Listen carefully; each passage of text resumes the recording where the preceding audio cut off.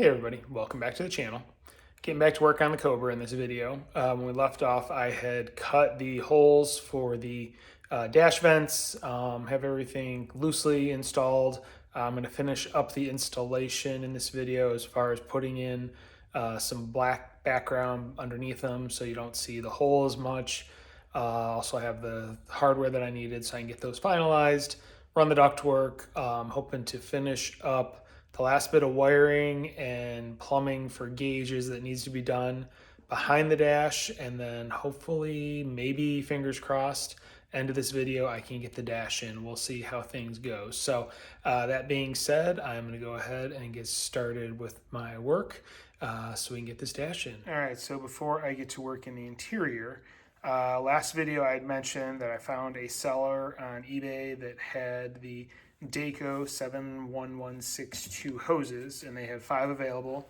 These are the correct Buick Century lower hoses that will work with the radiator and get around the frame rail and then tie into the Mustang hose that goes up to the water pump. So these 2 arrived yesterday, and they are the right hose. So here's what I pulled off the car, the Napa hose, and then here is what I got right here, and then the second one obviously, but same part number, so it's identical. But yeah, they if you do some searching, it does seem that some auto parts stores do have them in stock still. So they're all discontinued, so you kind of have to hunt around. But like I said, I found these 2 on eBay. The seller had a listing of 5. I grabbed 2 of them. So if no one else has bought them, he's got 3 left. So if you're looking for this hose, go on eBay. Dayco 71162. It is the correct lower hose that will connect the radiator to the junction point, which then ties into the hose that goes up to the water pump. All right, so next on the list is in regards to this side, the vent. Last video I said I didn't think I'd be able to make this setup fit up in there. There just wasn't enough space here. I was messing around with it, and I can. It's going to be crunched. So what I'm going to do is cut the end off of this somewhat, and then also kind of give it a U shape on this side just to allow airflow to go, and I should be able to wedge it in there. So I'm going to get to work on modifying things. I'm going to have to drill a couple holes to mount this because I didn't put holes in for this, but then I can go ahead and hopefully get this duct installed, and it'll work with the existing heater box that's there. All right, you can see I got the screws in place. And there is the vent mounted.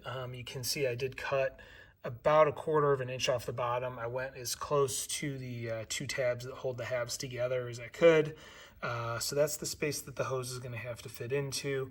I mean, it should get some flow through it. It probably is not going to be as good as the other side, obviously, but it'll at least flow something. So I'm going to go ahead now and put together some blackout tape that is going to be cut to fit underneath the vents.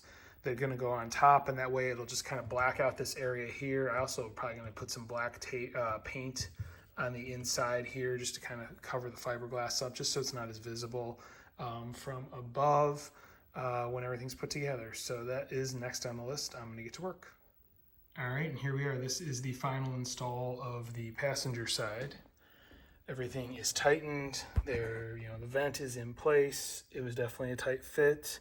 You can see it's there. You can see the bolts with the nuts on them. Everything is where it needs to be. So I used, like I said, I got some blackout tape. I cut it to fit in that area. I think it looks a lot better. You can still see, kind of the light of the ductwork there, or the body, but I think that's going to darken somewhat when the dash is in place, because I think right now you're seeing the light come through from the light that's on inside the car. So let me see if I can turn that off, if it helps any. Yeah, it's not as bright now, so that made a difference. So all right, next on the list is to go ahead and get the driver's side finished. All right, time for a little update. As you can see, driver's side is installed. Everything's tightened down and in place. Everything's hooked up. Put zip ties on all the connectors to make sure nothing falls apart. And then you can see there that everything is tied together going back to the actual heater box. So that is the defrost circuit installed. I also remounted my hazard switch, and that rotary knob there is what controls the variance between the defrost and the floor. It just determines how much that door opens up on the heater box. So That is reinstalled. Just kind of starting to lay out wiring as far as where it's going to have to go. Also, as I was messing with this, remembered, you can see a mark here that I have to trim this tube so it'll clear my one of my lights on the dash. It's going to be in that space when the dash is installed, so I do need to notch that tube to make sure it's going to fit. And then, yeah, still a little bit more wiring and cleanup to do here under the dash, and then I can start installing the actual dash once this is all prepped and ready to go. All right, next thing I did was I found the bundle of wires, these two that are the fan control wires coming off the ECU harness. They go to the two relays. They're the grounding triggers to turn the fans on. I looked at my previous wiring diagrams that I'd made, and the red is for fan 2. And that circuit's actually not hooked up to anything yet, but that's going to be the front fans that are like more the original Cobra style. I do plan on installing those, and those are the ones I want to hook up to the toggle switch because I figure those are going to be more for show than anything else. They'll still be operated by the ECU as a backup to the main fan, which is actually on this side of the radiator, the engine bay there, the big heavy duty electric fan. But yeah, the switch on the dash will control the two front ones as well as the ECU. So I have the wire spliced in. This will go to the switch when the dash is installed. Just need to tape that back up and then get it tucked back behind with all the other wiring and sprung back there, and that'll be done. All right, everything's tucked back in place and bundled up, and I also added a few zip ties just to keep some wiring together. Here's the wire that will just get a terminal put on the end, and that'll go to the switch in the dash. So the fan switch is done. On to the next. All right, so next thing, which I just finished wrapping up, was wiring the positive for the two floor lights. So I did this side, got some red wire, tied it in. You can kind of see it coming up there because I have heat shrink wrap on it, so it'll be hidden behind the carpet. Comes up back there, and then the wire going to this connector, which is going to plug into the back of the dash, was this red wire. I just cut it in half, spliced the one coming from that light into it this one side, and then did the same thing. Ran a red wire that you can follow it there. It goes, it comes up under the dash here, tied into that light, and then it came up here, and then I spliced it into the other side. So these four wires are all tied together right here, shrink wrapped, and I'll just tuck them behind. But that should cover my positives, and I should now have power for the two floor lights. They're tied in again to the running light circuit. So it's the brown wire, I think, in the main harness from the Mustang, and that's what powers all of the running lights. So that's now got power. One more thing off the list. On to the next. All right, just went through the wiring that kind of goes across behind the dash. Did some more zip tying just to tidy things up a little bit. So pretty happy with where things are there. So next on my list is I need to address the alternator charge light. That's what I'm hooking up to the red bulb that's going to be on the dash. It's going to be just for alternator charge because that's what an original Cobra would have. So here is what would have gone into the old dash circuit in the Mustang. You've got the two leads coming from the alternator circuit, and then there is a resistor in here. You need to have that resistor. I forget what the ohm is, but it's from the factory. So what I'm going to do is splice in each wire, just a lead using just some red wire and a couple terminals, and then that will be what plugs into both sides of my light, and that should in theory make the light work. So I'm going to go ahead, start cutting, splicing, cleaning up, and then hopefully I'll have the leads I need to get the light hooked up.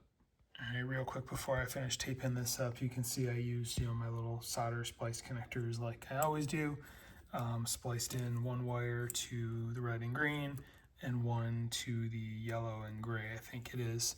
But whatever each side of this little connector was. So I'm gonna go ahead, wrap all the rest of this up, get it nice and covered so nothing touches anything, and it's all safe. And then I just put a couple terminals on these two ends here, and then we'll be good to go, have everything we need to connect to the red light on the back of the dash. All right, and here we go, all taped up, ready to go. Put some tested tape over the electrical tape just to keep from rattling or anything like that when it's in here. Not that you'll hear it over the exhaust, but there's the two leads that will go to the charge light on the dash. All right, next thing on my list is I need to notch the square tube here in between those two tape marks, and it actually where I need to notch to is, you probably can't tell.